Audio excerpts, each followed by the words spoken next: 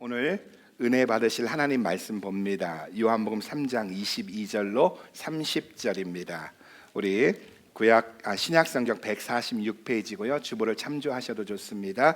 우리 요한복음 3장 22절로 30절 찾으신 줄 알고 제가 한 절 읽고 여러분의 한 절 읽고 이 아침에 교독합니다. 3장 22절입니다. 이후에 예수께서 제자들과 유대 땅으로 가서 거기 함께 유하시며 세례를 주시더라. 23절 시작. 요한도 살렘 가까운 에논에서 세례를 주니 거기 물들이 많음이라 사람들이 와서 세례를 받더라. 요한이 아직 옥에 갇히지 아니하였더라. 이에 요한의 제자 중에서 한 유대인으로 더불어 결례에 대하여 변론이 되었더니 저희가 요한에게 와서 가로되 랍비 선생님과 함께 요단강 저편에 있던 자 곧 선생님이 증거하시던 자가 세례를 주매 사람이 다 그에게로 가더이다. 요한이 대답하여 가로되 만일 하늘에서 주신 바 아니면 사람이 아무것도 받을 수 없느니라. 나의 말한 바 나는 그리스도가 아니요 그의 앞에 보내심을 받은 자라고 한 것을 증거할 자는 너희니라. 신부를 취하는 자는 신랑이나 서서 신랑의 음성을 듣는 친구가 크게 기뻐하나니 나는 이러한 기쁨이 충만하였노라. 같이 읽습니다. 그는 흥하여야 하겠고 나는 쇠하여야 하니라. 아멘. 오늘 함께 읽은 요한복음 3장 22절로 30절 말씀을 통하여 나의 증거와 삶, 나의 고백과 삶 이런 제목을 가지고 은혜를 나누고자 합니다. 요한복음 20장 31절에 보면 오직 이것을 기록함은 요한복음을 기록함은 너희로 내가 예수 그리스도가 하나님의 아들이심을 믿어 영생을 얻게 하는 데 있다. 그렇게 이야기하고 있습니다. 그러니까 성경의 관심은 저와 여러분의 영생에 있다는 거예요. 성경의 관심은 요한복음의 관심은 저와 여러분에게 영생에 있다는 겁니다. 그리고 우리가 예수 그리스도를 하나님의 아들로 믿어서 우리를 영생 얻게 하는 것, 이것이 요한복음의 기록 목적이고 성경의 기록 목적이라는 겁니다. 그래서 여기서 예수님이 하나님의 아들이란 말은요, 예수님은 하나님이시라는 거예요. 그러니까 예수님은 바벨론 신화와 그리스도 신화와 같은 신화적 존재가 아니라 또한 휴머니스트가 아니고 하나님이시라는 거예요. 이것이 성경의 목적이고 요한복음의 기록 목적이라는 겁니다. 예수 그리스도가 하나님의 아들이시다, 하나님이시다, 이것을 믿음으로 말미암아 저와 여러분이 영생을 얻고 구원 얻는 것이 바로 성경의 기록 목적이라는 겁니다. 하나님의 아들 예수께서 인간의 몸을 입고 이 땅에 오셔서 사신 생애를 기록한 것이 사복음서입니다. 특별히 자기 자신의 삶을 살지 않고 하나님의 뜻을 따라 산 것이 세례 요한이 오늘로부터 세례를 받고 십자가의 죽으심까지 부활까지 기록한 이것이 공생애인데 이 공생애를 기록한 것이 사복음서입니다. 사복음서를 기록한 마태, 마가, 누가, 요한 모두가요 예수님의 생애를 말씀하면서 예수님과 함께 또 한 사람에 대해서 기록하고 있는데 그 한 사람이 누구인지 아십니까? 바로 세례 요한입니다. 마태도 마가도 누가도 요한도 빠지지 않고 한 사람에 대해 소개해주고 있는데 그게 바로 세례 요한이라는 거예요. 사복음서에 공통적으로 나타난 기적이 있는데 떡 5덩어리와 물고기 2마리로 5,000명을 먹이신 오병이의 기적이 모든 사복음서에 기록되어져 있다면 이 사복음서에 빠지지 않고 모두가 언급한 한 사람이 있다. 그게 누구냐? 바로 세례 요한이라는 겁니다. 왜냐하면 많은 사람들이 예수님을 만나고 예수님에 대하여 증거하고 있는데 그 누구의 증언보다도 예수님에 대한 세례 요한의 증언이 더 값지고 의미가 있기 때문이라는 거예요. 그래서 예수님도 친히 세례 요한에 대해서 이렇게 말씀하고 있습니다. 마태, 마가, 누가, 요한도 세례 요한에 대해서 기록하고 있는데 예수님도 이렇게 칭찬하고 있다는 거예요. 우리 마태복음 11장 11절 읽어볼까요? 시작. 내가 진실로 너희에게 말하노니 여자가 낳은 자 중에 세례 요한보다 큰 이가 일어남이 없도다. 그러나 천국에서는 극히 작은 자라도 저보다 크니라. 여자가 낳은 자 중에 세례 요한보다 더 큰 자가 없다고 예수님이 칭찬합니다. 우리는 여기서 세례 요한이 예수님에 대해서 어떻게 증언했길래 사복음서의 기자도 또한 예수님도 친히 세례 요한을 칭찬하셨을까 하는 궁금증이 생긴다는 거예요. 결론부터 말하면 세례 요한은 모든 인류를 대표하여 예수님에 대하여 정확하게 고백하고 있다는 겁니다. 그리고 더 놀라운 것은 세례 요한은 자기가 증언한 대로 자기가 고백한 대로 삶을 살았다는 거예요. 먼저 세례 요한의 증거를 알기 전에 세례 요한이 어떤 상황에서 예수님에 대해서 증거했는가를 알아야 합니다. 우리 요한복음 3장 22절과 23절 같이 읽어봅니다. 시작. 이후에 예수께서 제자들과 유대 땅으로 가서 거기 함께 유하시며 세례를 주시더라. 요한도 살렘 가까운 에논에서 세례를 주니 거기 물들이 많음이라 사람들이 와서 세례를 받더라. 여기에 보면은요, 세례 요한이 요단강에서 세례를 베풀고 있는데 예수님도 건너편에서 세례를 베풀었다는 겁니다. 그리고 많은 사람이 예수님께로 가서 세례를 받았다는 거예요. 예, 전에는 많은 사람들이 세례 요한에게 와서 세례를 받았는데 예수님이 갑자기 세례를 베풀자 요한에게 오던 사람들이 예수님에게 가서 세례를 받더라는 겁니다. 그래서 이 광경을 목격한 세례 요한의 제자들이 속에 갈등이 일어나기 시작한 거예요. 왜냐하면 세례는 자기의 스승인 세례 요한만 주는 줄 알았는데 갑자기 어느 날부터 예수님도 세례를 주는 겁니다. 그리고 아까 이야기했듯이 더 큰 문제는요, 세례 요한에게 세례를 받으러 왔던 사람들이 예수님께로 가더라는 거예요. 여러분, 우리 집에 오던 손님이 갑자기 옆에 오픈한 집으로만 가도 열받는데 지금 세례 요한에게 오던 사람들이, 자기 스승에게 오던 사람들이 예수에게로 가는 거예요. 이 모습에 세례 요한의 제자들이 질투가 나서요, 견딜 수가 없어 스승인 세례 요한에게 이렇게 한마디 합니다. 우리 같이 25절 26절 읽어봅니다. 시작. 이에 요한의 제자 중에서 한 유대인으로 더불어 결례에 대하여 변론이 되었더니 저희가 요한에게 와서 가로되 랍비여 선생님과 함께 요단강 저편에 있던 자 곧 선생님이 증거하시던 자가 세례를 주매 사람이 다 그에게로 가더이다. 사람이 다 그에게로 가나이다. 선생님 그거 아세요? 선생님이 증거하던 자가 세례를 주니까 사람들이 다 그에게 가고 있어요. 무슨 말이죠? 지금 세례 요한의 제자들이 질투심으로 폭발한 겁니다. 그런데 세례 요한은 이런 상황에서 제자들이 질투심이 폭발하고 자기에게 오던 사람들이 다 예수님에게 가는 이런 상황에서 주저없이 예수님에 대하여 증거하고 있다는 거예요. 그리고 이 세례 요한의 증거가 예수님에 대한 가장 정확한 고백이라는 겁니다. 그래서 사복음서의 기자인 마태도 마가도 누가도 요한도 그 사건을 기록하고 예수님마저도 이 고백을 칭찬하셨다는 거예요. 그러면 세례 요한이 예수님에 대하여 어떻게 증거했느냐는 거예요. 세례 요한이 어떻게 증거했길래 예수님도 칭찬하고 사복음서의 모든 기자가 이 사건을 기록하고 있느냐는 거예요. 첫째는 세례 요한은 예수님은 사람에게서 나오신 분이 아니라 하나님이 친히 보내신 분이라고 증거했다는 겁니다. 27절과 28절 읽어봅니다. 시작. 요한이 대답하여 가로되 만일 하늘에서 주신 바 아니면 사람이 아무것도 받을 수 없느니라. 나의 말한 바 나는 그리스도가 아니요 그의 앞에 보내심을 받은 자라고 한 것을 증거할 자는 너희니라. 무슨 말이죠? 세례 요한은 예수님도 세례를 주고 자기도 세례를 주고 있지만 하나님께서 보내신 분은 자기가 아니라 예수님이라는 거예요. 그러기에 자신은 그리스도가 아니라는 겁니다. 나는 그리스도가 아니라고 분명하게 말하고 있는 거예요. 다시 말해 세례 요한은요, 예수님은 하나님께서 직접 보내신 그리스도로서 하나님의 아들로서 구약에서 약속하신 메시아라고 선언하고 있는 겁니다. 그리고 두 번째는요, 세례 요한의 증언은요, 예수님은 하늘로부터 오신 분으로 만물을 통치하고 다스리는 분이라고, 하나님으로부터 오셔서 그분은 만물을 통치하고 다스리는 분이라고 증거하고 있다는 거예요. 그 이야기가 31절입니다. 같이 읽어봐요. 시작. 위로부터 오시는 이는 만물 위에 계시고 땅에서 난 이는 땅에 속하여 땅에 속한 것을 말하느니라. 하늘에서 오시는 이는 만물 위에 계시나니. 우리 또 35절도 읽어봅니다. 35절입니다. 시작. 아버지께서 아들을 사랑하사 만물을 다 그 손에 주셨으니. 여러분, 인간이란 땅에서 나와 땅에 속해 살고 있습니다. 땅에 관한 것을 말하는 존재라는 것 아세요? 여러분, 아무리 고상하고요, 아무리 철학적이고 아무리 멋진 사상을 가지고 있다고 해도 사람은 근본이 땅에 속해 있기 때문에 말하는 모든 것이 땅에 속해 있다는 거예요.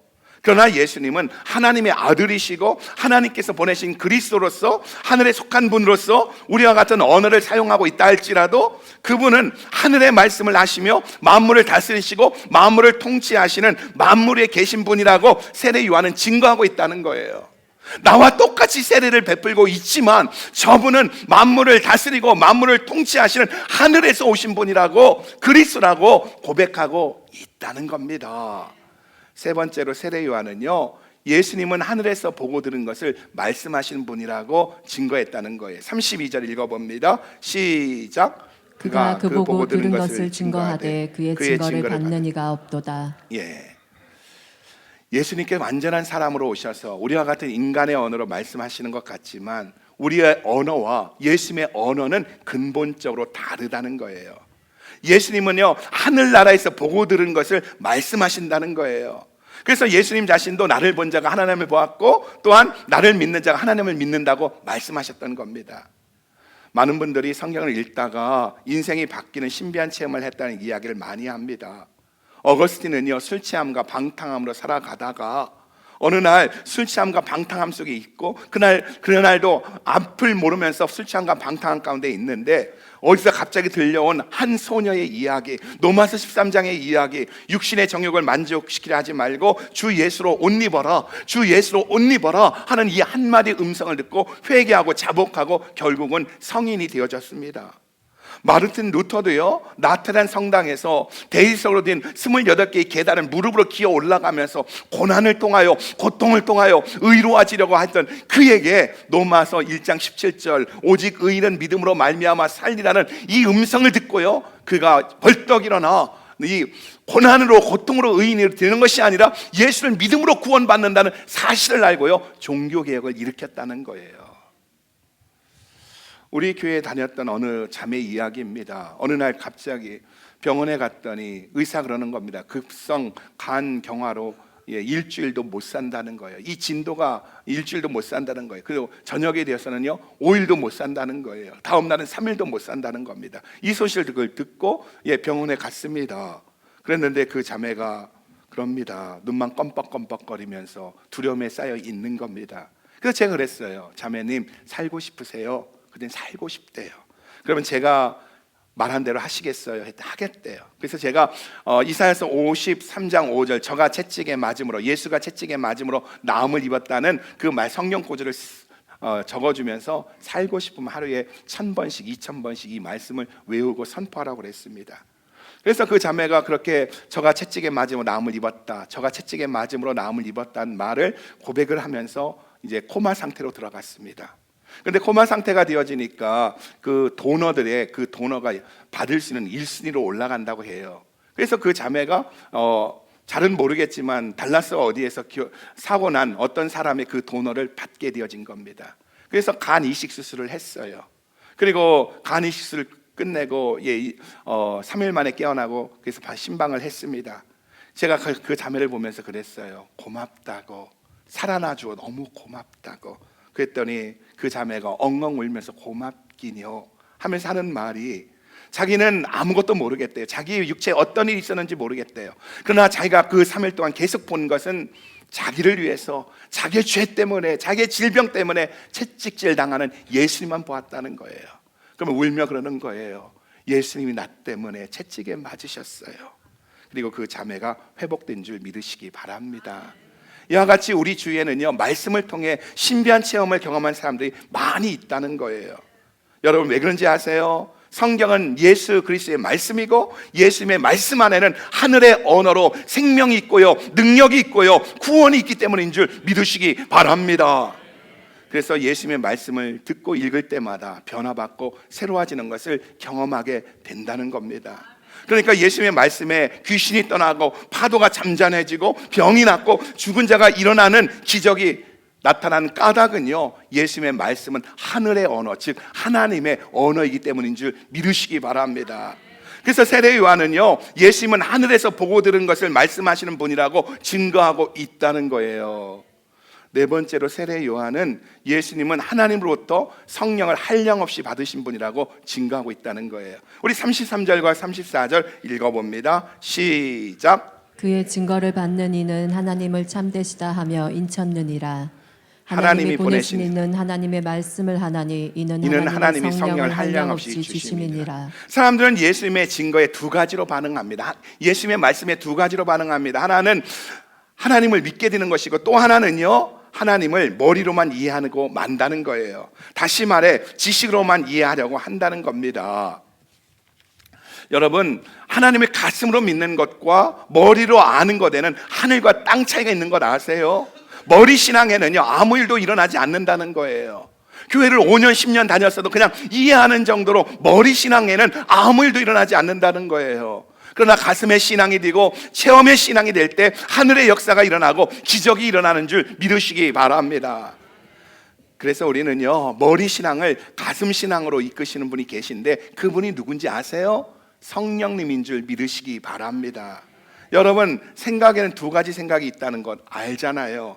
로마서 8장 5절로 8절에 보면은요, 생각에는 육신의 생각이 있고 영의 생각이 있다는 겁니다. 여기에 보면 로마서 8장 5절 이하에 보면 육신의 생각은 사망이고요, 육신의 생각은 하나님과 원수가 되고요, 육신의 생각은 하나님의 법을 따르지 않고요, 육신의 생각은 하나님을 기쁘시게 할 수 없다고 말합니다. 그러나 영의 생각은요, 생명과 평안이고요, 하나님의 자녀가 되고요, 하나님 말씀에 순종하고요, 하나님을 기쁘시게 할 수 있다고 말씀하고 있다는 거예요. 그러니까 우리가 이렇게 살아가는 것 같지만 우리의 생각 속에는 육신의 생각이 있고 영의 생각이 있다는 겁니다. 그러면서 예레미야 6장 19절에 보면 이렇게 말씀하고 있어요. 같이 한번 읽어봅니다. 시작. 땅이여 들으라. 내가 이 백성에게 재앙을 내리리니 이것이 그들의 생각의 결과라. 그들이 내 말을 듣지 아니하며 내 법을 버렸음이니라. 여기 보세요. 여기에 보면은요, 육신의 생각 속에는 하나님의 것이, 하나님의 법이 기록될 수 없기에 결국에는 뭐라고요? 재앙이라는 거예요. 오늘 우리가 인생을 살면서 내 인생 가운데 재앙이라고 말하는 것은 우리가 교회 다니면서 여전히 육신의 생각을 갖고 있기 때문에 그래요. 육신의 생각을 작동해서 삶을 살아가기 때문에 우리의 인생의 결국은 재앙이라는 겁니다. 여러분, 오늘날 우리의 문제가 뭔지 아세요? 예수 믿고 교회는 다니기는 하지만 생각은 여전히 육신의 생각을 가지고 있기 때문에 아무 일도 일어나지 않는다는 겁니다.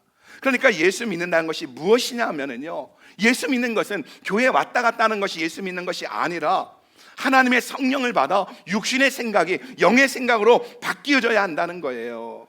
이게 예수 믿는 것입니다.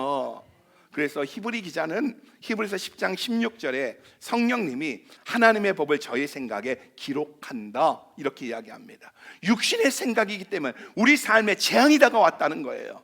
그래서 성령님은 어떻다고? 이 육신의 생각에 하나님의 말씀을 기록한다는 거예요. 같이 한번 읽어볼까요? 히브리서 10장 15절과 16절입니다. 시작. 또한 성령이 우리에게 증거하시되 주께서 가라사대 그날 후로는 저희와 세울 언약이 이것이다 하시고 내 법을 저희 마음에 두고 저희 생각에 기록하리라 하신 후. 여기 보세요. 하나님께 세우신 언약은 뭐라고요?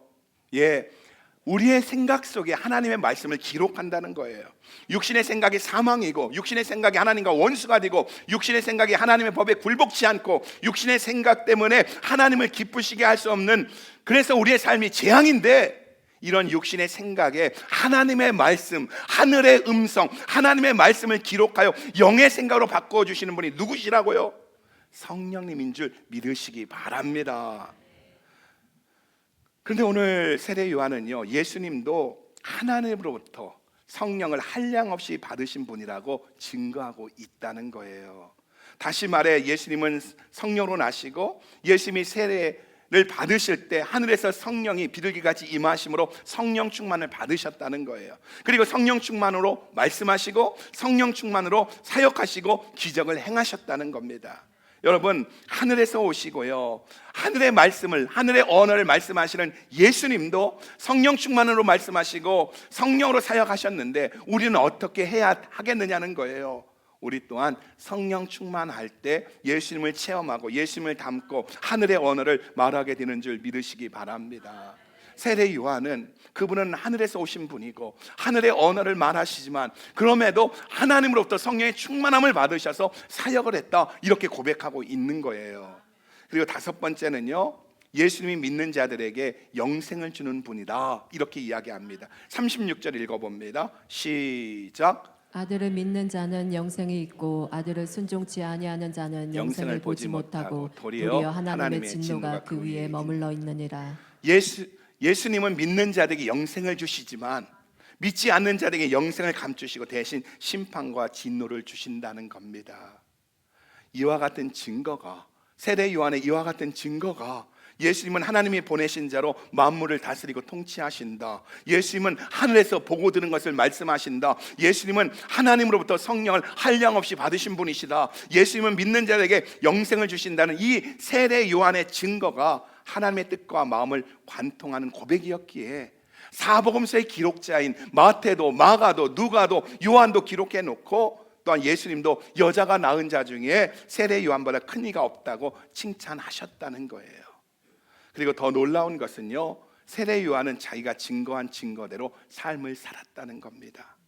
다시 말해 세례 요한은 요한복음의 기록 목적과 성경의 기록 목적과 같이 예수 그리스도가 하나님의 아들이시라고 고백하고 이 고백대로 살았다는 거예요. 자기가 고백하고 자기의 그 신앙의 고백을 따라 인생을 살았다는 겁니다. 그러니까 세례 요한은요, 예수님을 하나님의 아들이라고 고백하고 그 고백대로 살았는데, 세례 요한이 그 고백대로 살았다는 것이 뭐냐는 거예요. 그러면 어떤 모습이 세례 요한이 그 신앙의 고백을 따라 산 모습이냐는 거예요. 이 이야기가 오늘 본문 29절과 30절입니다. 같이 읽어봐요. 시작. 신부를 취하는 자는 신랑이나 서서 신랑의 음성을 듣는 친구가 크게 기뻐하나니 나는 이러한 기쁨이 충만하였노라. 그는 흥하여야 하겠고 나는 쇠하여야 하리라 하니라. 세례 요한은 여기에서 하나님의 약속 안에 있는 사람들, 다시 말해서 예수 믿고 구원받은 사람들을 신부로 묘사합니다. 다 우리는 예수 그리스도의 신부라는 거예요. 저와 여러분 예수 믿고 구원받았다면 우리는 신랑이신 예수님의 신부라는 거예요. 그리고 메시아이신 예수님을 신랑으로 묘사하고요, 자기 자신은 신랑의 친구로 묘사하고 있다는 거예요. 이 부분을 잘 풀어준 설교가가 작년 우리 비전 집회 때 EM을 섬겨주셨던, 메시지로 EM을 섬겨주셨던 밥수르기 목사님이십니다. 제가 언젠가도 나누었지만 이 부분이 너무 좋아서 한 번 더 나누려고 합니다. 밥수르기 목사님은요, 예배는 비즈니스가 아니다, It's not business, it's a personal이라는 책에서 이 부분을 이렇게 설명합니다. 첫 번째 그림 한번 보여주시겠습니까? 신랑 예수님, 예수 믿는 사람들 신부, 그리고 신랑의 친구. 미디어팀에 부탁했더니 왜 여기에 많이 본 사람이 나왔는지 모르겠어요. 자기들 마음대로 막 이렇게 했습니다. 근데 여기 가만히 보세요. 이 그림에서요, 신랑과 신부의 거리가 굉장히 멀게 느껴집니다. 굉장히 거리가 멉니다. 이 부분을 이해하기 위해서는요, 이스라엘의 결혼 풍습을 알아야 합니다. 유대인의 결혼 풍습에는요 3단계가 있습니다. 첫째는 약혼의 단계가 있고요, 둘째는 정혼의 단계가 있고요, 세 번째는 결혼식입니다. 약혼의 단계는 어떤 것이냐? 어느 날 제가 친구 집에 놀러 갔습니다. 그 친구 딸이 있는데 2살인데 아이가 똘망똘망하고 예쁘고 하는 시 너무 귀여운 거예요. 그리고 아이가 아주 너무 아름다운 모습이 있는 거예요. 그 안에 아름다운 모습이 있는 거예요. 그래서 제가 친구에게 말합니다. 그 어린 아이를 보니까, 여자아이를 보니까 4살 먹은 우리 아들이 생각이 나는 거예요. 그래서 친구에게 말하는 겁니다. 아, 자네 딸 너무 예쁘다, 아름다움이 있다. 나에게도 4살 먹은 아들이 있는데 우리 서로 나중에 애들이 크면 결혼시킬까? 그랬더니 친구가 너무 좋지, 그러면서 우리 서로 결혼시키자, 당신 아들과 내 딸이 우리 결혼하자. 이렇게 해서 서로 아버지 간의 약속이 이루어진 것이 약혼의 단계입니다. 그래서 우리 서로 약혼이 이루어진 거예요. 그리고 세월이 흘렀어요. 한 25년 흘렸어요. 우리 아들이 29살이고 그 여자아이가 27살 정도 되어졌을 때입니다. 그래서 제가 제 아들에게 이야기하는 거예요. 25년 전에 내 친구와 그 친구 딸이 너무 예쁘고 아름다움이 있어서 너와 결혼을 서로 약속했다, 아버지 간에 약속했다, 너의 뜻은 어떤지 모르겠다, 한번 가보아라. 그러니까 29살 먹은 우리 아들이 그곳에 가본 거예요. 가서 봤는데 27살 먹은 여자아이가 예뻐, 마음에 들어, 괜찮아. 그러니까 어떻게 합니까? 여러 예식이 있는데 마지막 예식 순서로 자기가 마시던 포도주를 한 모금 마시고 그 여자에게 내미는 거예요. 그러면 뭐라고 합니까? 내민다는 의미가 뜻이 뭐냐면 나랑 결혼해 줄래? Will you marry with me? 그런 뜻입니다. 나랑 결혼해 줄래? 하고 딱 내민 거예요. 그랬더니 그 여자애도 좋은 거예요. 괜찮은 거예요. 그래서 어떻게 합니까? 그 잔을, 포도주 잔을 마셔버린 거예요. 그러면 그 순간 어떻게 됩니까? 정혼이 이루어진 겁니다. 결혼이 이루어진 거예요. 그래서 부부가 되는 겁니다. 그 순간부터 부부가 되는 겁니다. 손 잡는 건 키스는 곳하고 손도 잡지 않았지만 법적으로 부부가 되어진 거예요. 이 이야기가 우리가 잘 아는 요셉과 마리아의 이야기입니다. 여러분 보세요. 요셉과 마리아를 이야기할 때 정혼한 사이다 그렇게 이야기합니다. 근데 손도 잡지 않은 마리아가 성녀로 잉태가 되어진 거예요. 그러자 또 성령님이 어떻게 합니까? 천사가 가브리엘 천사가 누구를 만나죠? 신랑인 요셉을 만나서 뭐라고 합니까? 네 아내 데려오기를, 네 마누라 데려오기를 두려워하지 말라고 말합니다. 여러분, 정혼한 사이가 되어질 때 법적인 부부가 되어지는 겁니다. 자, 그렇게 해서 서로가 그 포도주 잔을 마시면서 두 사람이 부부가 되어지면 신랑은 다시 집으로 돌아갑니다. 왜냐? 다시 신부와 살 거처를 마련했고 데리러 오기 위해서입니다. 이 이야기가 요한복음 14장입니다. 내가 떠나는 것이 너에게 유익이다 하면서 하신 말씀이 뭡니까? 내가 가서 처소를 예비하면 너희를 데리러 오겠다. 오늘 이것이 바로 이 시대에 살아가는 저와 여러분의 모습인 거예요. 우리가 예수를 믿는 순간 영생을 얻었다 이야기하지만 그 말은 뭐냐? 예수 그리스도와 함께 우리는 정혼한 사이라는 거예요. 그리고 어느 날 우리의 거처가 처소가 예비되면 신랑이신 예수님 우리를 데리러 오신다는 거예요. 그리고 이제 처소가 예비되면 신랑이 나를 데리러 와서 자기 집으로 가서 결혼식을 하는데 이것을 결혼식이라는 겁니다.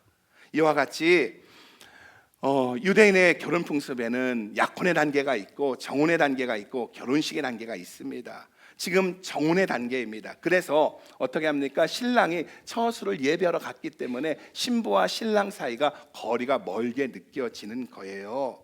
그리고 친구는요 바로 신랑의 오심에 앞서서, 신랑이 데리러 오심에 앞서서 신부를 돕기 위해서 신부 옆에 서 있다는 거예요. 본문에 보면 세례 요한을 자신을 가리켜서 신랑의 친구라고 했는데, 신랑의 친구는 신랑이 오시기 전에 신부가 신랑의 오심을 준비하도록 보냄을 받은 자라는 거예요. 그러니까 신랑의 친구로서 신부의 마음을 신랑에게 향하도록 하는, 신랑을 향한 뜨거운 열정이 솟아나게 하는 것, 이것이 친구의 역할이고 세례 요한의 역할이라는 겁니다.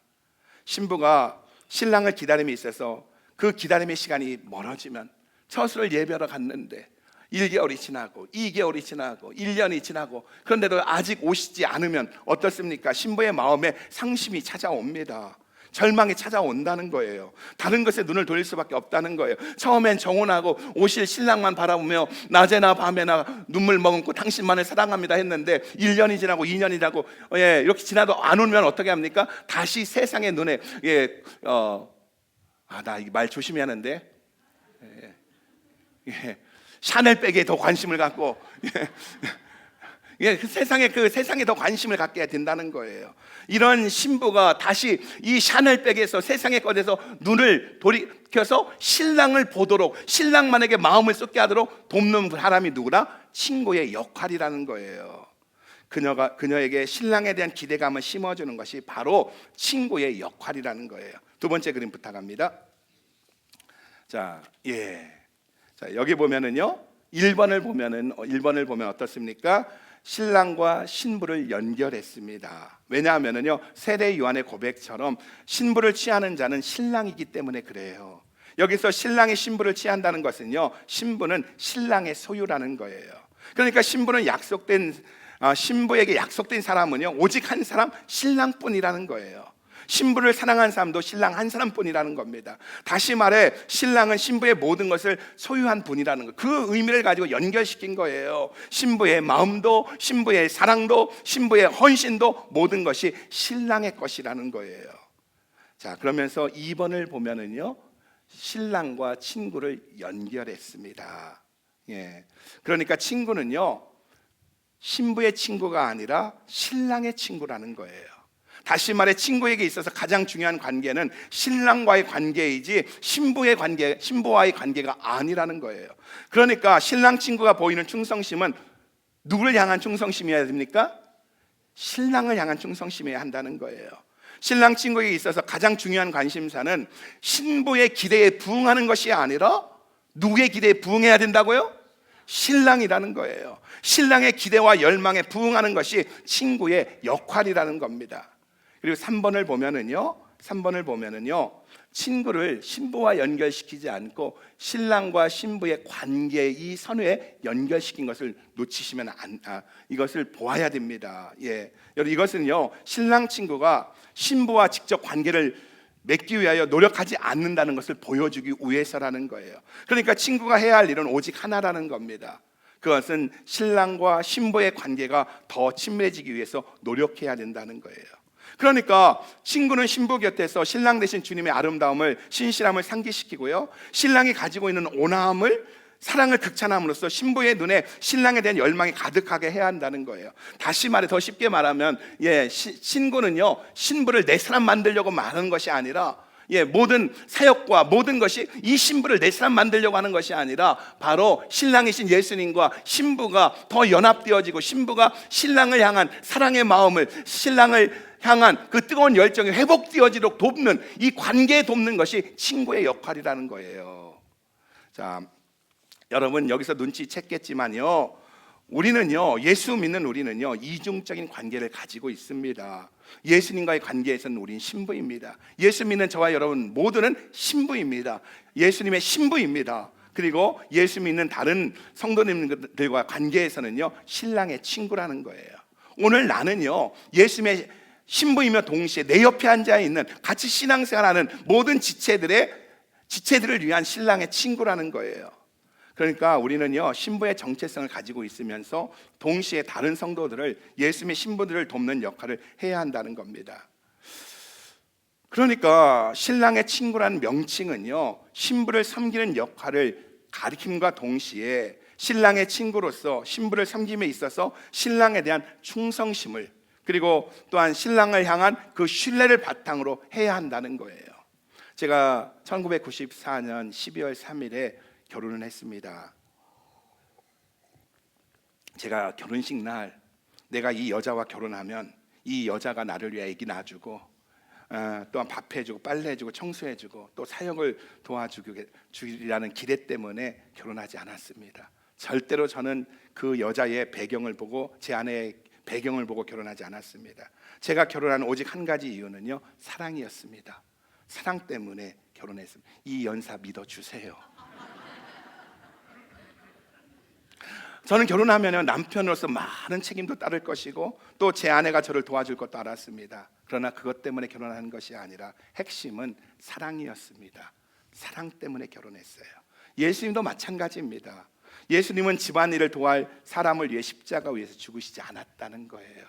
십자가에서 그 극심한 고통을 겪고 침뱉음을 당하고 조롱을 당하고 죽으신 것이 단지 집안일을 할 가정부를 얻기 위해서 십자가를 지시지 않았다는 거예요.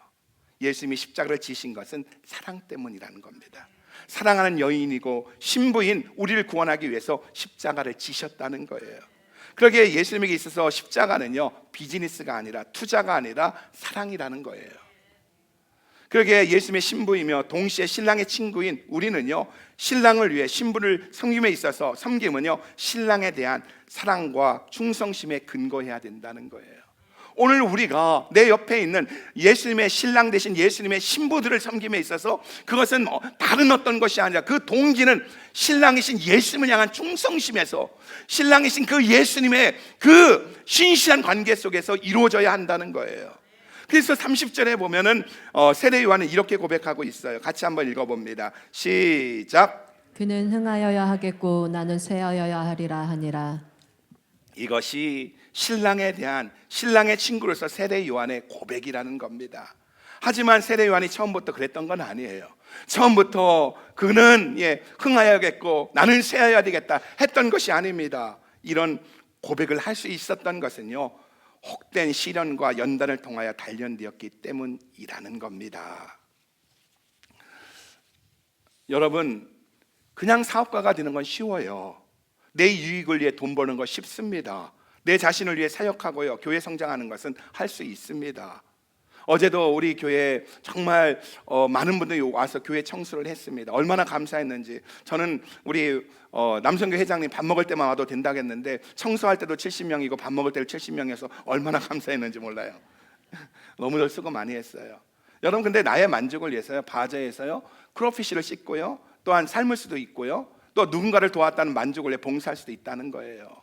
내가 이렇게 음식을 하고 내가 누군가를 섬기면 그 사람으로부터 그 리스판스를 바라보면서 할 수는 있다는 거예요. 하지만 신랑의 친구로서 신랑을 섬기려면은요, 다른 지체들이 예수님을 바라보도록 섬기려면요, 쉽지가 않다는 거예요.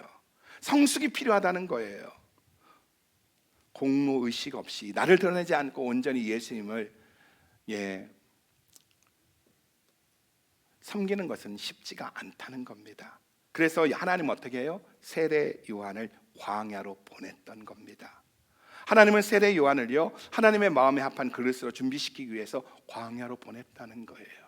오늘 우리가 친구로서 신랑의 신부인 다른 지체들을 온전히 섬기게 하기 위해서 하나님 우리를 광야로 보내신다는 거예요. 여러분, 광야는 외로운 곳입니다.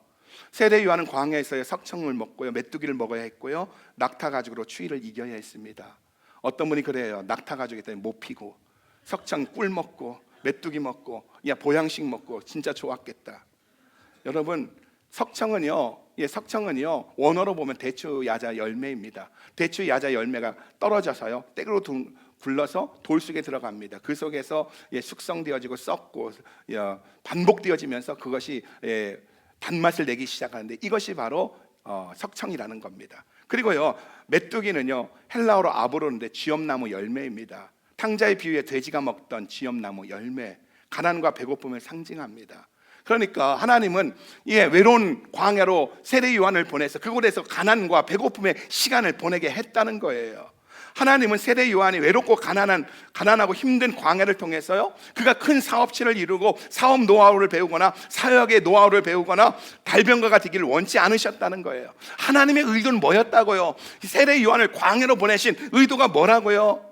하나님이 원하시는 오직 하나는요, 하나님의 마음을 알고 하나님의 눈물을 알고 움직일 수 있는 친구가 되기를 원하셨다는 거예요. 당신의 신부들 앞에서 그 신부들의 마음을 빼앗는 사람이 아니라 어떤 상황에서도 신부가 신랑이신 예수를 바라보도록 돕는 자로 만들기 위해서 하나님은 세례 요한을 광야로 보냈다는 거예요. 역사학자인 요세푸스에 의하면 세례 요한이 세례를 준 사람이 약 4만 명이래요. 특별히 세례 요한에게는 회개의 기름 부으심을 주어서요, 세례 요한이 말 한마디만 하면 죄에 둔감한 자들의 마음이 녹아졌다고 합니다. 그래서 당시 최고의 권력자였던 헤롯 왕도요, 세례 요한 한마디에 자신의 죄가 드러나며 벌벌 떨었던 겁니다. 그런데 이 세례 요한의 아름다움은 자신의 고백과 같이 이런 능력을 자신을 위해 사용하지 않았다는 거예요. 자기가 한마디 말하면 사람들이 벌벌 떨고, 자기가 한마디 말하면 회개하고 돌아오는데 이런 능력을 자신을 위해 사용하지 않았다는 거예요. 이런 세례 요한을 보면서요, 교회 성장 연구가가 컨설팅을 해준다면, 컨설턴트가 컨설팅을 해준다면 뭐라고 말하겠어요? 첫째는 그럴 겁니다. 메가처치를 원하세요? 집회 장소를 옮기십시오. 세례 요한님, 교회 성장의 첫 번째 원칙이 뭔지 아십니까? 두 번째 원칙이 뭔지 아십니까? 세 번째 원칙이 뭔지 아십니까? 첫 번째도 로케이션이고요, 둘째도 로케이션이고, 셋째도 로케이션입니다. I-10 옆에 그 주차장이 확보되어야 메가처치로 성장할 수 있습니다. 그렇게 말을 해줄 거예요. 그리고요, 세례 요한에게 말할 거예요. 일단은 식단을 좀 바꾸세요. 혐오감을 주는 메뚜기 먹지 마시고, 그런 쥐엄나무 열매 먹지 마시고 좀 고상한 것 좀 먹으세요. 그리고 세 번째는요, 옷 입는 스타일을 바꾸라고 할 겁니다. 오늘 저를 보면서도 여러분 그럴까? 오늘 왜 넥타이를 메고 오지 않았을까? 그럴 수도 있을 거예요. 그런 식으로 옷 스타일을 좀 바꾸세요 말을 할 겁니다. 그리고 또 제발 좀 듣기 싫은 소리 하지 말고, 회개라는 말 하지 말고 듣기 좋은 말을 하십시오. 그러면 당신은 메가처치가 될 겁니다. 당신의 사역은 성공할 겁니다. 이런 식으로 조언을 할 겁니다. 그러면 세례 요한이 뭐라고 말하겠어요? 나의 사역을 이해하지 못했군요. 나는 사역의 성장에 관심이 없어요. 나는 추종자를 얻는 데 관심이 없어요. 나는 예수님을 위해 일합니다. 신랑이신 예수님을 위해 일합니다. 제가 세례를 베풀 때 누군가에게 성령이 내려오는 것을 볼 것인데 그분이 메시아입니다. 그분이 하나님의 아들이십니다. 나는 그분이 오시는데 그 길을 예배하러 온 사람에 불과하다고 고백했다는 겁니다. 다시 말해 세례 요한은요, 자신은 세례를 주고 설교하고 사회개혁하기 위해 이 땅에 온 것이 아니라는 겁니다. 오늘 본문을 통해 세례 요한이 자신이 이 세상에 온 목적은요, 오직 예수님을 증거하기 위해서고요, 신랑 되신 예수님의 신부들이, 이 땅의 수많은 성도들이 신랑 되신 예수님께 마음이 고정되도록 하는 일을 위해서 자기는 부름을 받았다고 고백하고 있다는 거예요. 그러니까 세례 요한은요, 예수님은 하나님의 아들이시라고 고백했고, 그 고백대로 살았다는 것은 무슨 말이냐? 하나님의 마음과 뜻을 알고 살았다는 거예요. 말로만 주는 그리스도시요 살아계신 하나님의 아들이십니다, 예수는 그리스도이십니다, 하나님의 아들이시다 하고 말만 하고 자기 멋대로 산 것이 아니라, 세례 요한은요 예수 그리스도는 하나님의 아들이십니다, 하나님이십니다 고백했고, 그 고백에 맞게 그의 삶을 살았다는 거예요. 그리고 그 고백에 맞게 살았다는 것은 다른 어떤 것이 아니라 하나님의 뜻과 신랑이신 예수님의 마음을 쫓아 살았다는 거예요. 오늘 우리에게 있어서 예수님은 누구세요? 오늘 여러분에게 있어서 예수님은 누구십니까? 우리 한번 옆 사람 눈 보고 한번 인사하십시다. 당신에게 있어서 예수님은 누구십니까? 시작. 세례 요한은요 예수님은 하나님 보내신 자로 만물을 다스리고 통치하십니다. 예수님은 하늘에서 보고 들은 것을 말씀하십니다. 예수님은 하나님부터 성령을 한량없이 받으셨습니다. 예수님은 믿는 자에게 능력을 주십니다 라고 증거하고 있는데, 오늘 나에게 예수님은 누구신지요? 하나님의 아들이시기에 하나님이라고 고백하고 있습니까? 여러분, 우리가 예수 그리스도를 향하여 하나님의 아들이십니다, 하나님이십니다라고 고백할 때 우리에게 구원과 영생이 임한다는 거예요. 그렇다면 하나님이신 예수님이 완전한 인간으로 오셔서 십자가에서 죽으시고 부활하시고 승천하시며 하신 말씀이 뭐냐는 거예요. 저와 여러분에게 영생을 주시고 하나님의 자녀 삼으신 다음에 저와 여러분에게 주신 말씀이 뭐냐는 거예요. 우리가 진짜 고백대로 산다는 게 뭐냐는 거예요. 예수님은 승천하시며 마태복음 28장 19절 20절 이렇게 말씀합니다. 같이 읽어보세요. 시작. 그러므로 너희는 가서 모든 족속으로 제자를 삼아 아버지와 아들과 성령의 이름으로 세례를 주고 내가 너희에게 분부한 모든 것을 가르쳐 지키게 하라. 볼지어다 내가 세상 끝날까지 너희와 항상 함께 있으리라 하시니라. 모든 민족에게로 가라. 복음을 들고 가라. 우리가 복음을 위해 살아라. 말씀을 위해 살아라. 여러분, 이것이 바로 주는 그리스도시라고 하나님의 아들이라고 고백하는 우리의 삶의 목적인 줄 믿으시기 바랍니다. 또 우리에게 성령을 주신 이유도 사도행전 1장 8절을 볼까요? 같이 한번 읽어봅니다. 시작. 오직 성령이 너희에게 임하시면 너희가 권능을 받고 예루살렘과 온 유다와 사마리아와 땅끝까지 이르러 내 증인이 되리라 하시니라. 세례 요한과 같은 증인의 삶을 살라는 거예요. 네가 진짜 나를 향해서 하나님이시라고 고백한다면, 예수 그리스도가 하나님이신 것을 고백한다면 너는 증인의 삶을 살아야 한다는 거예요. 너 자신을 위해 사는 것이 아니라 이 복음을 위해 살아야 한다는 거예요. 또 신랑의 친구라는 정체성으로 살아간 세례 요한과 같이 신랑의 신부들이 세상에 마음 뺏기지 않고 신랑이신 예수님께 마음이 고정되도록 신부를 섬겨야 한다는 거예요. 내 사람 만들려고, 내 어떤 이 사람을 통해 무언가를 얻으려고 그렇게 우리가 신랑이신 예수님의 신부들을 섬기는 것이 아니라 신랑의 마음을 따라서 이 신부가 오직 신랑이신 예수님만 바라보고 신랑이신 예수님께 마음이 고정되어지도록 그렇게 우리가 열심으로 섬기는 삶을 살라고 우리에게 영생을 주고 구원을 주신 줄 믿으시기 바랍니다. 이것이 우리의 정체성이고 우리의 존재의 목적이라는 겁니다. 그리고 우리에게 증인의 삶, 섬김의 삶을 살도록 성령을 주셨다는 사실도 믿으시기 바랍니다. 오늘 여러분에게 부탁합니다.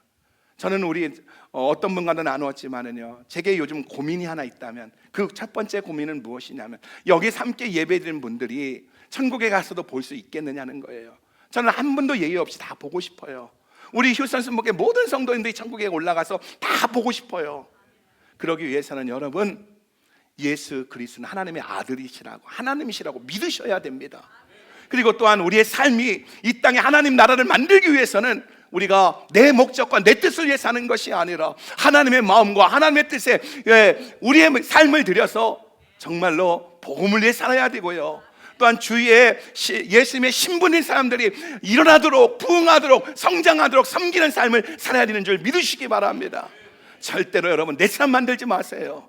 교회에서 내 뜻대로 이루어지지 않았고 봉사하다가 또한 내 생각도 이루어지지 않았다고 화좀 내지 마시고, 여러분 우리의 목적은요 바로 신부들이 신랑이신 예수님께 초점을 맞추도록 마음을 돌이키도록 하는 일에 부름을 받았다는 사실 앞에서 여러분 섬기시기 바랍니다.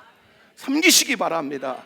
카페 가서 커피 늦게 나온다고 뭐라고 말하지 마시고, 늦게 나오면 늦게 나오는 대로, 또 옆에 사람이 있으면 한 번 더 양보도 해보시면서 좀 섬겨주면서 우리가 그 사람이 이곳에서 하나님 나라 경험할 수 있다면, 예수님의 그 역사를 경험할 수 있다면 그 일에 우리의 삶을 드릴 때 이곳이 하나님 나라 될 줄 믿습니다. 기도하겠습니다.